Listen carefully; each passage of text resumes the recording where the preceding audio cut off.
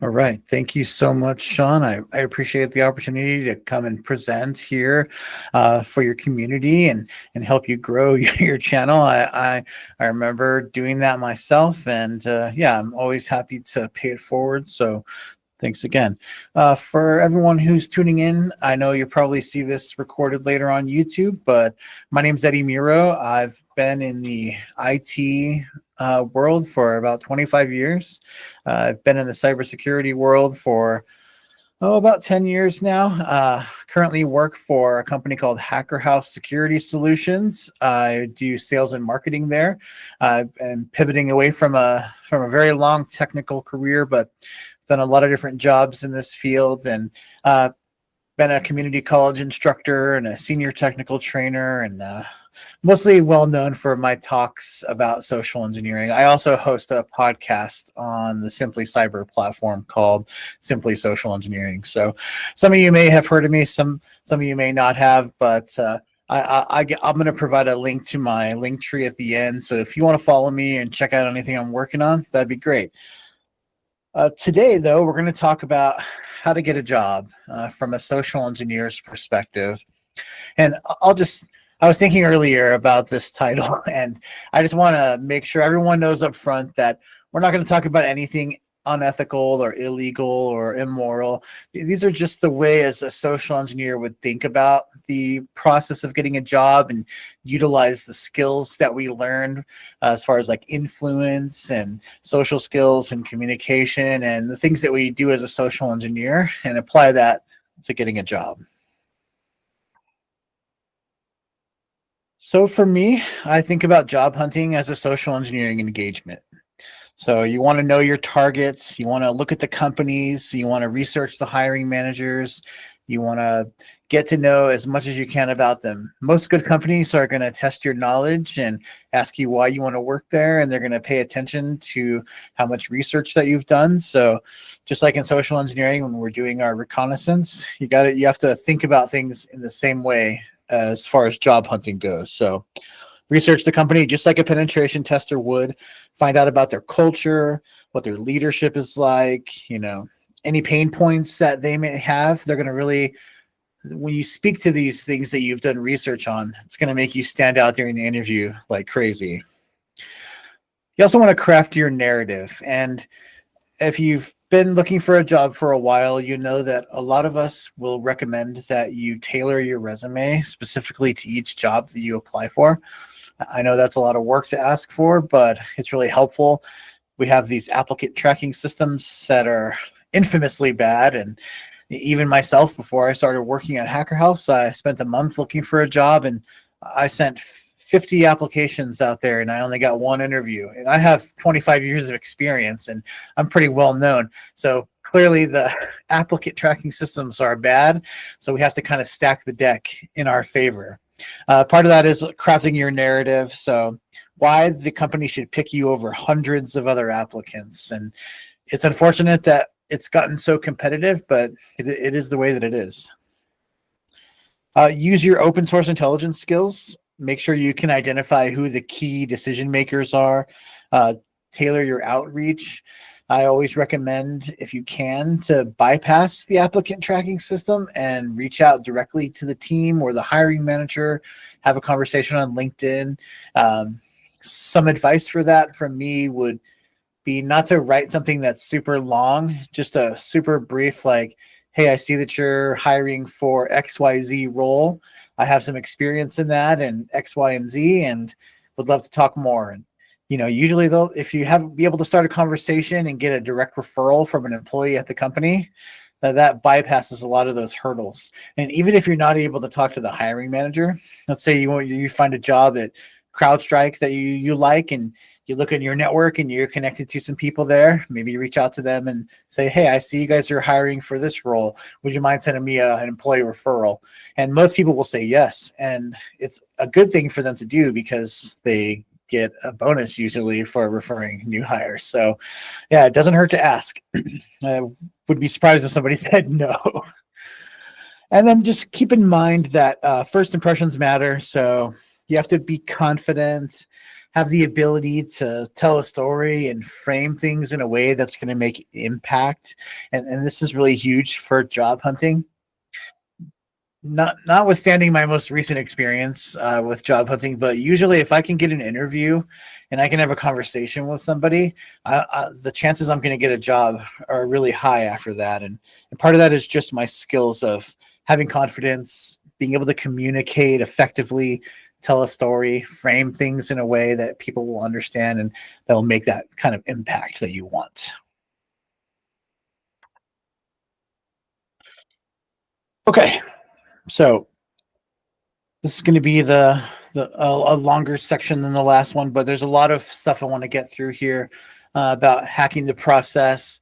And one way I'll propose that you think about this is that each one of these things may be small, and the impact might be 1 or 2%. But if excuse me, if you consider taking them all in aggregate, which means adding them all together, then that could be a big impact, right? Like if I give you things, if I give you 10 pieces of advice and they each improve your chances by 2%, I mean, that's 20% extra that you have in your favor. So the more of these things you can do, the better. The first one we'll talk about is research is greater than the resume. So this is going to be a little bit of an expansion on some of the advice that I gave in the last slide, but use LinkedIn, go through, read the company website, see if there's any breach data out there, see if there's any news about the company. Just be very aware. Um, Mapping out the hiring process, so finding out who makes the decisions, what their personal values are, tailoring your resume, speak their language, use keywords that you know that the job posting is looking for. This is going to help you a lot with the applicant tracking systems. And I see nothing wrong with using AI or ChatGPT to help you adapt resumes to frame your experience using the particular keywords that the job's looking for. We know they're using AI to filter us out, so I think it's totally fair game for us to use AI to tailor our resumes to give us the best chance we have possible.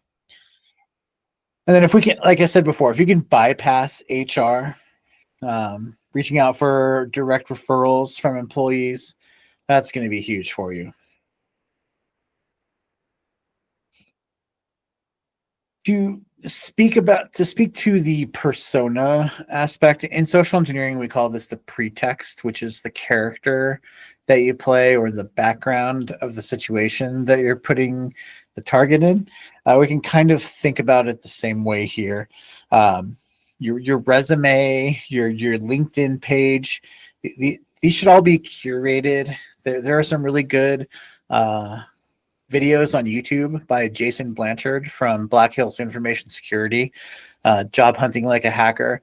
He goes through and breaks down in extreme detail how to curate your LinkedIn, how to use the job description to curate your resume for that particular job, all these things in detail. So do that. If you can, engage on LinkedIn. It's make sure you have a professional picture. Make sure your headline is correct. Make sure all of your job descriptions are updated and all of your skills. If you can interact with other people, industry leaders, comment on posts, join some discussions, like some things. Just try to show that you're part of the community. That's gonna speak volumes. Let's see. In social engineering, we have these principles of influence that we exploit. A really popular one is the principle of liking. So if you can show interest in a company, if you can show interest in the hiring manager and really just show up with that enthusiasm, that's gonna tip things in your favor. Some ways to build rapport, you know, part of it is just being in the right proximity for opportunity to hit. Some of the things that I recommend people do is establish your personal brand and network with the community. So, like Sean's doing here with Sean's Tech Blog and his channel, and doing these live streams and these and creating this content, is he's demonstrating that he's passionate about the cyber field and the cyber community, and he's engaging with people who are also passionate about it. So if you can create content, and it doesn't have to be live streams or it doesn't have to be videos, it can be a podcast, it can be a blog, it can be anything that you want that just shows people that you're passionate about cybersecurity. You like to nerd out about this stuff. If you participate in CTFs, that's also a really great way to show that you're passionate about the field and something that you can put on your resume. Also going to conferences if you can, and most people are close to a B-Sides or another small local or regional conference. If you can go to DEF CON or some of the bigger conferences, these are wonderful opportunities for you to get to know people in the community. Uh, a big thing that I recommend people do is that they volunteer, especially at a local B-Sides if you have one near you, or another small local conference. Volunteer, get to know people, be there. The past 10 years, I've gotten almost all of my jobs through word of mouth and through people I knew in the community, including my current job. Let's see. Let's switch over to some interview tactics. So as a social engineer, I pay attention to a lot of things that many other people don't. Part of that is looking at body language. Now, I'm not trying to read the person's mind when I am looking at nonverbals, but I am just trying to see if they look comfortable. I want to match the tone, and I want to match the volume of someone who's speaking. I want to match the body language, and you've probably heard of the term mirroring, and this doesn't mean in a creepy way, but just very subtle ways. If everyone is leaning forward, then maybe I'll sit up straight and lean forward a little bit. And if everyone seems more casual, then maybe I'll kick back. And I'll also do a lot of active listening. So these are really subtle ways that you can create connection with trust with people. Another thing is framing your experience in a way that resonates with the interviewer's priorities. Now, I learned this from my friend Glenn, who is a hiring manager, and we do a talk together, social engineer and a CISO hack the hiring process. And he gives his perspectives as a CISO, and I give my perspectives like this. Yeah, it's pretty easy to figure out what the hiring manager's priorities and pain points are, and framing your experience and what you have to offer with that purpose in mind just makes perfect sense. Also, managing your nerves. Most people who are hiring managers, are aware that people are nervous. um, I personally am not nervous with job interviews. I've done enough of them in my life. If you haven't done too many, maybe get together with a local DEF CON group or a cyber club or any other professional group and do some mock interviews just to get some practice. The more you practice, the less anxiety you'll have, because you'll have more confidence that comes from just the experience of doing it over and over and over again. There's also some breathing techniques that I personally find really good for managing anxiety. One's called box breathing. And the way it works is you always count to four, but you breathe in to the count of four, 1, 2, 3, 4, and then you hold for 1, 2, 3, 4, and then you breathe out for 1, 2, 3, 4, and then you hold out 1, 2, 3, 4. And you just repeat that over and over again. It forces you to slow your breathing down, and that will just bring your anxiety way down. Also, handling tough questions like, what is your weakness? You should have answers for these questions. ChatGPT will tell you a lot of the most common interview questions that you need to be aware of.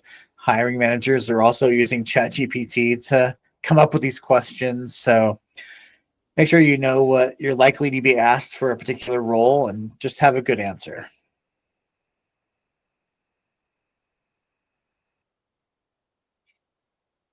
Good.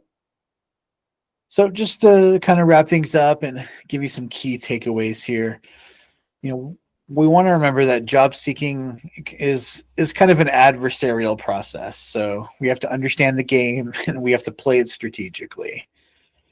Understanding the CISO's perspective or the hiring manager's perspective, you know, when someone's hiring, they're looking for someone to solve problems, people who fit in with the culture of the company, people who are just curious and enthusiastic. Um, so we don't have to think of them, the hiring managers or HR, as the adversary. I'm just kind of applying the adversarial mindset to this particular situation. Ideally, it's a collaboration between the hiring manager and you. They need you and you need them. And a lot of time it's just being able to figure out how to communicate and synchronize the goals of both parties in the most effective way. Yeah, it's definitely a difficult challenge to solve. A few other comments that I'll make since we have a little bit of time here. At my last company, I was involved in the hiring process and I interviewed a lot of candidates, and there were some things that, you know, stood out to me. We did have some experience with people using AI to try to answer questions. So they had their phone set up near their computer and it was listening to the questions and giving them responses. My boss at that company, he eventually developed a workflow to identify if people were using AI. And the way he did it was by asking the candidate the same question, just in a slightly different way, a few questions down the road. So for example, he might say, "Oh, tell me what you know about Cisco routers." I'm just making that up right now, by the way. And the AI would respond, "Oh yeah," and the candidate would say, "Yeah, I worked for a help desk at in the enterprise environment, and we use Cisco Meraki." And then a few questions later, the, my boss would say something like, "Oh, tell me what you know about Cisco routers." And then since the AI isn't perfect, it would come up with a completely random response instead of referring back to its initial response. So it'd be like, "Oh yes, well, when I was in college, I took a CCNA class and learned all about Cisco routers." And it ended up being really obvious to the point where he would just ask people directly, "Are you using AI?" And they were. And it's just so bizarre. Like these days with deep fakes, it's a whole nother level, but that's beyond the scope of this talk. Does anyone have any questions? Sean, I don't know if I thought I heard someone maybe join. I know we're kind of. Yeah. So I guess this concludes Eddie Miro's presentation. We're going to go into the Q&A, and we do have one participant.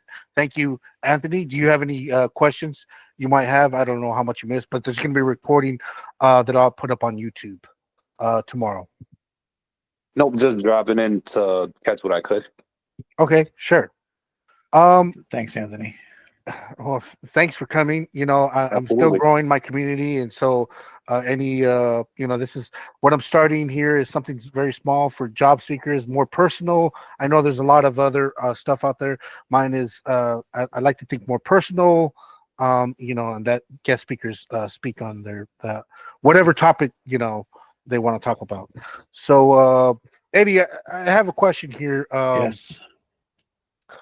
During the presentation. So, regarding what advice would you give to job seekers right now in this current market? I just know that as opposed to, I think it's a lot different than past job markets. Oh, yes. I think it's worse. If not, I myself, I'm doing gig work right now. Yeah.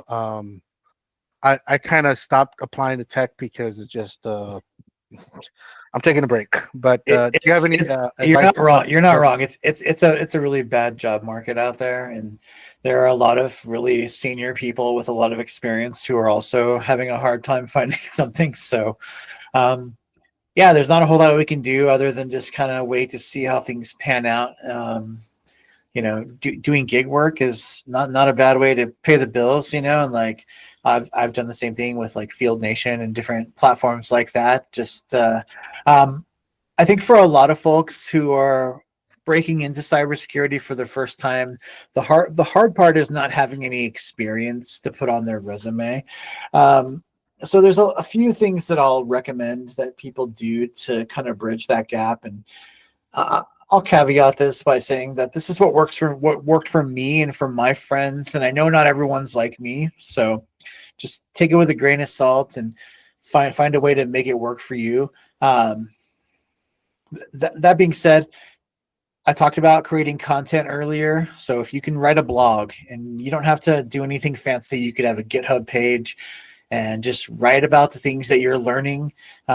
If you're working on certifications, then just write about it, because people really like entry level content. There's always going to be people who are brand new who need to read the basics and the fundamentals. So don't be afraid to create content.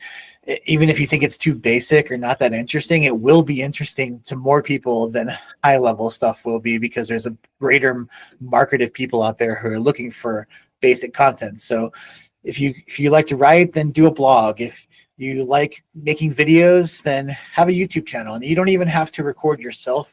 You can just do video essays where you write something that you want to communicate, and you do a voiceover, and you have stock videos playing. And it's a simple way to make content. If you're into live streaming, if you are into public speaking, then submit to do talks at conferences.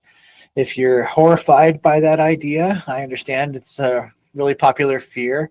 But there are groups like Toastmasters. Speaking of groups, I would join a DEF CON group or a 2600 group or an OWASP group or an ISC squared group, whatever cyber group or IT group you have. Check meetup.com. Just start networking. Go to conferences. Start building your reputation. Volunteer at those meetup groups. Volunteer at those conferences. Just start making friends. And I know from being a teacher and having a lot of students that most of us in IT or in cybersecurity are very introverted, and that's why we were drawn to computers. But you need to get comfortable with being social.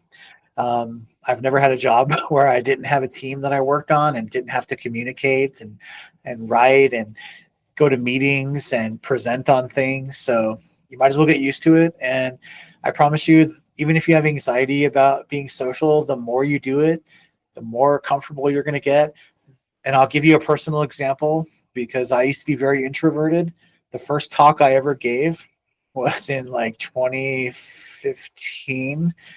And I had such a bad panic attack on stage that I almost ran off the stage. I was like narrating it to the audience, like in third person, and I was covered in sweat. It was the worst experience of my life. But you know what? I just kept going, and I kept doing talks. And now I've spoken on huge stages in front of lots of people, and I don't get stage fright anymore. And it's actually fun. So the same thing will happen with being more social. Like, I get that a lot of people identify with being an introvert. Scientifically, most of us are what's called an ambivert, which is we can be extroverted sometimes and introverted sometimes, and that's totally cool. I can only be extroverted for so long before I need to take a break. But you just got to get out there, and you got to make connections, and you got to build your network. And I know everyone hates that advice, but the reason that people like me who've been around a long time give that advice is because that's what consistently works. Like my current job with Hacker House, like I met the founders as part of the community, and like we've been friends for like a decade through the community, and we've been friends, and they've seen the work that I've done, and they see the reputation that I have. And when they were ready to grow their company, they already knew me, and we just had a conversation, and it was a beautiful thing. But you're not going to have those opportunities if you're not in the proximity of other people and out there doing what you can to be in the right situations for opportunities to come. So I know that was kind of a long-winded response, and I know that's really just from my perspective, but that's and if you don't want to create content to put on your resume, then just do CTFs. If you're into Try Hack Me or Hack the Box, go to ctftime.org. you can put that stuff on your resume, and hiring managers that understand cybersecurity will see that and they'll know. Not everyone will know, but it doesn't matter because you're playing a numbers game, and I just want you to shift the house edge towards you as much as possible. So will any of these things be like a silver bullet? No, but doing them all increases your chances, and that's all I'm trying to get across. Hopefully that helps. Okay, thank you. If we got 2 minutes left here, I know of Field Nation, and I signed up for Work Market. Yeah. I am literally doing like Uber right now. That's so slow, but Hey. I've been trying to do the Field Nation and Work Market. Do you know of any other apps? And then the other question is, I haven't been posting a lot of LinkedIn public, Yeah. but I'm like, you know what? I'm gonna start doing that public. I do it on my page. But I've been doing it just to connections, and I'm thinking, I guess I got to get out of my shell and start, you know, I Sean, just feel like I'm gonna say something right now. Like when I first got into cybersecurity, I was doing exactly what you're doing. And if you go back and you look me up on YouTube and look for my talk at DEF CON 27, which was a long time ago, but it's about it's called Rideshare OSINT, and it's about when I used to drive Lyft. So man, I was out there grinding on Field Nation and doing Lyft and all those things. So there's no shame in that. And dude, so many of us have got a start that way. So you're doing all the right things, and you just got to remember that, like, and I quote this a lot, that the thing that determines success more than anything else is just grit and the ability to keep going and not give up. Like, it's not intelligence or anything. It's grit that really pays off in the end. And as long as you don't stop trying, you're going to get there eventually. I promise. Okay. Well, thank you, Anthony. You have any questions before Eddie goes here? I don't know how much time he gets left, but he's only going to do it for 30. Nope, I'm good here. Thank you. Okay. Well, thank you, Eddie. This will be course. up tomorrow. I'll put some captions on there. It's going to be recording, and I'll send the link to you as well. Sweet. Thank you to Anthony for attending, and for those watching the next recording. There'll be future guest speakers in the future. Thanks for putting it together. Yeah. Thank you. Thanks, Sean. All right. Thank you so much, Sean. I appreciate the opportunity to come and present here for your community and help you grow your channel. I remember doing that myself, and yeah, I'm always happy to pay it forward. So thanks again. For everyone who's tuning in, I know you'll probably see this recorded later on YouTube, but my name's Eddie Miro. I've been in the IT world for about 25 years. I've been in the cybersecurity world for about 10 years now. Currently work for a company called Hacker House Security Solutions. I do sales and marketing there. And pivoting away from a very long technical career, but done a lot of different jobs in this field, and been a community college instructor